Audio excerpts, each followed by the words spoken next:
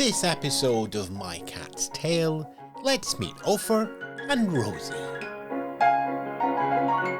Rosie fitted in straight away and Ophur accepted her, so it was great. Rosie absolutely adores Ophur. She just couldn't survive without her. He gives you this look and he won't purr unless you give him exactly the right scratches.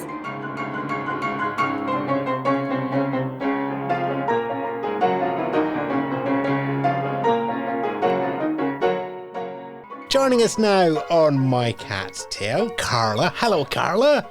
Hi, Ewan, and everyone there listening. Yeah, I think this is the biggest time difference we can have recording because it's the 12-hour difference between Scotland and New Zealand. Yeah, so we're definitely on opposite sides of the world. But we are connected through cats and cheesy podcast links to get us into the story, but there we are. Yes, cats. Tell me about yours, Carla. Oh, Ophur and Rosie, my absolute joys. I can talk about them forever. I just love them so much. So let's start with the names. Ophur and Ophur's a Rosie. Yep, I get that, but Ophur that's unusual. He's named after my great uncle Ophur, who had the bluest eyes of anyone I've ever met. And of course, with the rag dolls, they all have blue eyes, so I couldn't help myself. I had to name him after Uncle Ophur, but I did change the spelling a bit to catify it. So instead of the O-P-H-I-R, he's O-P-H-U-R, as in purr and fur, so he is a little bit catified. But Rosie, she was a bit of an accident. Uncle Ophur was married to my great-great-auntie Rosie, and they were married for over 60 years. They loved each other every day that they were together. They were just so in love. So once I had Ophur, I always joked that he needed his Rosie. You know, he wasn't right being on his own. So I was joking about this with Cherie, his Ophur's breeder, and next kitten season she put aside a Rosie for me, Camellia Rose, and completely unbeknown to me. So here I came up with a kitten that I didn't know I was ending up with. And that's how I ended up with my little Rosie. And so now we have Ophur and Rosie together again. And they're both rag dolls, yeah? They're both rag dolls. Ophur is a seal point and Rosie is a blue point. Were you always looking for Ophur to be a rag doll or a rag doll to be Ophur? Well, I've always had rescues, but I was at a time in my life where with the length of time I end up having cats. My last cat was almost 19 when he passed away. I thought this would probably be my last cat. So I've always adored rag dolls. Just think they're absolutely gorgeous. And a friend of mine since kindergarten breeds them. And I thought, right, I'm doing it. I'm taking the plunge and I'm fulfilling a dream and getting a rag doll. So that's how I ended up with Ophur. I just absolutely adore them. They are the most amazing cats. They're gorgeous. Their personalities are amazing and I've just never had cats like them. They're amazing cats. So tell me about Ophur's personality then. What sort of cat is he? He's a very serious, very pompous cat. He knows he's gorgeous. He knows he's loved. He knows he's top cat. I'm just looking at him now and he's wandering around. And he's just got the strut when he walks. What makes a cat pompous? It's his attitude. He's sassy. He's got attitude, so much attitude. He jumps up on the bathroom vanity and gives this meow, and it's just like, love me now, give me attention.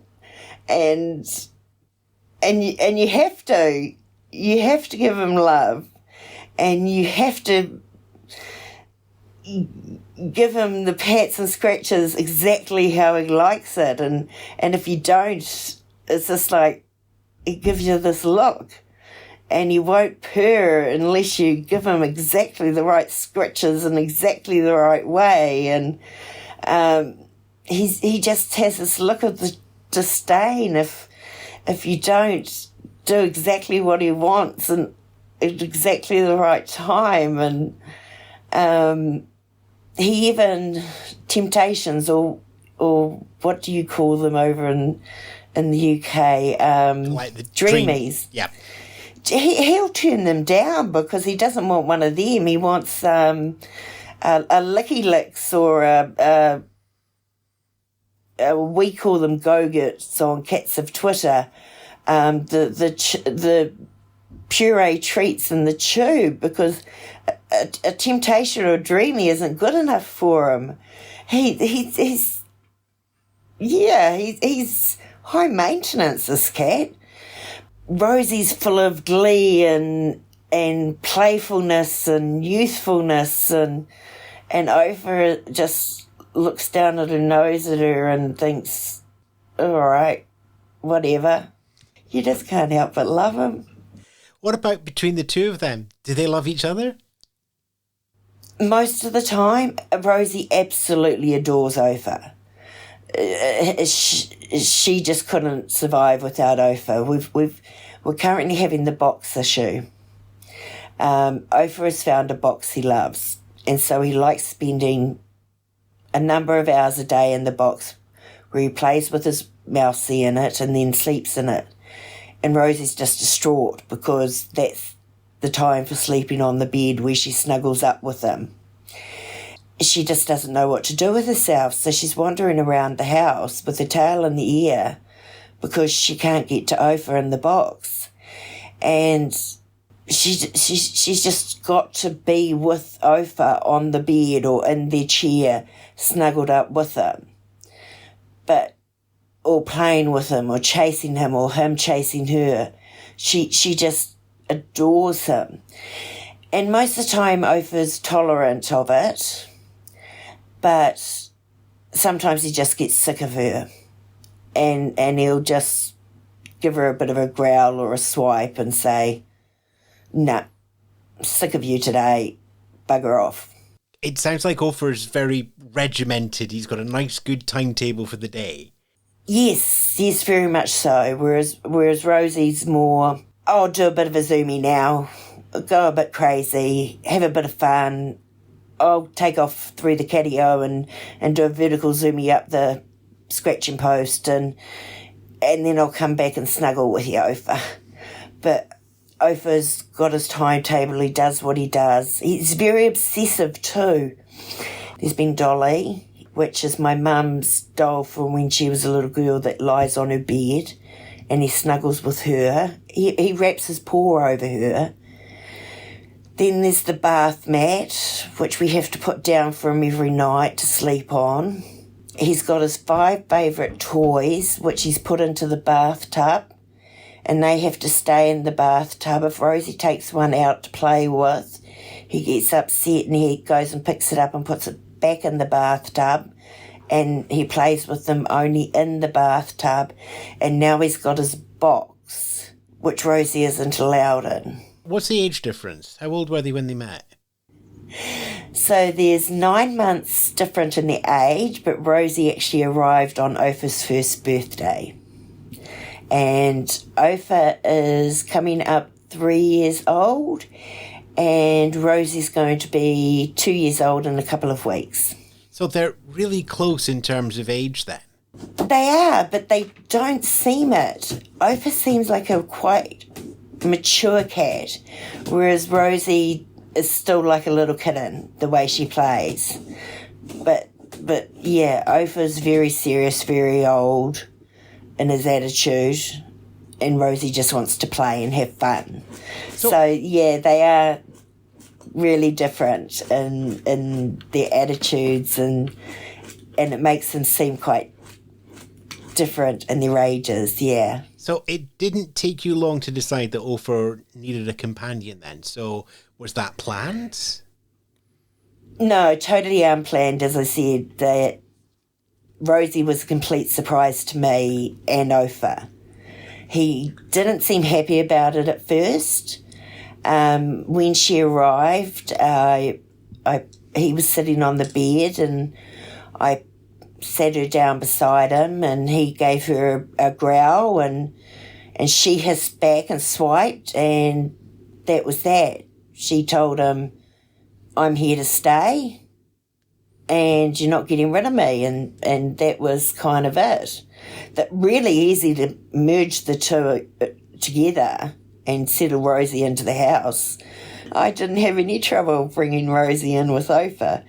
Ever since then, he's kind of put her in her place when he's got sick of her. But they say cats don't have expressions, but I swear it. I guess I just kind of put it onto it. But Rosie always looks so sad whenever Ophur tells her he's sick of her. Rosie fitted in straight away and Ophur accepted her, so I had the easiest merge of cats ever. It was great. But that does stand in contrast to Ophur, you were telling me over email. He had a rough time to start with. Yeah, it was rough. He wasn't alive when he was born. The amniotic sac broke while he was during the birthing process, so he was actually dead when he was born. But through some very heroic efforts, in kitten CPR, he was revived. There was some concerns that due to the lack of oxygen that he might have some issues later on in life, and that was why Cherie, his breeder, contacted me to see if I would be willing to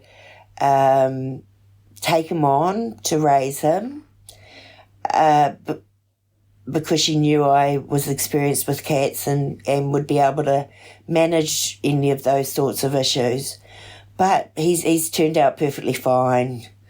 In fact, I think he's got a bit of a higher IQ than normal, but he's all good. So there wasn't any extra medical care or things to watch when he came to the house. It's just the usual, hold on, there's a kitten here. Yeah, no, that's exactly. We had to go through a bit of kitten mania with him, but that was all good. The only medical issues we've had is with Rosie when she decided to eat 1.5 meters of wool, and that got stuck in her intestine. That was very scary, major surgery, and she was quite sick. And we almost lost her twice during that process, but because it got stuck in her upper intestine and sliced through a bit of her intestine. So we were very lucky to still have Rosie with us. So they've both had pretty eventful first years in their life then? They have. So knock on wood that all the major traumas are taken care of and it's smooth sailing from here on in. So what are they like day to day around you and the family? It's hard to describe. I just get so much pleasure from them. I have a neurological condition that means that I'm at home pretty much most of the day.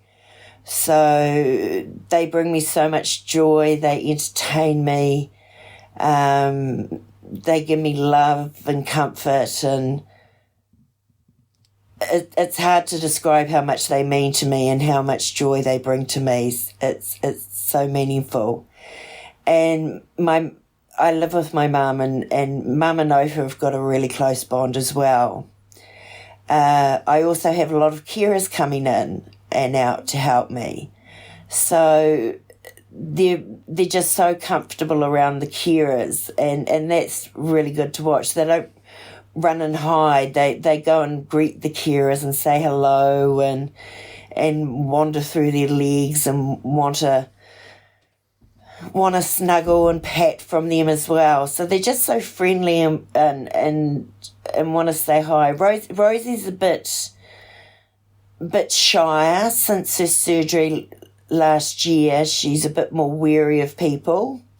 But I guess that's from all the handling and everything with the vets. She used to be a lot more confident, but now she's a bit more wary. But as she becomes more used to people, she gets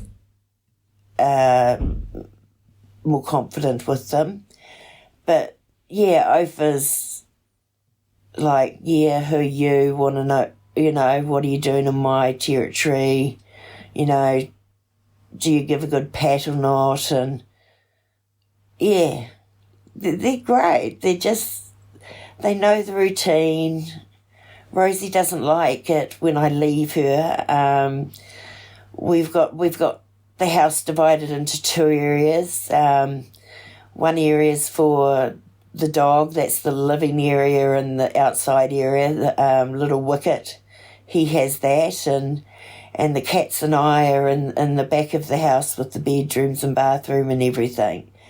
And so when I go up to the living area for meals, Rosie gets really upset. So she'll sit at the other side of the door and meow.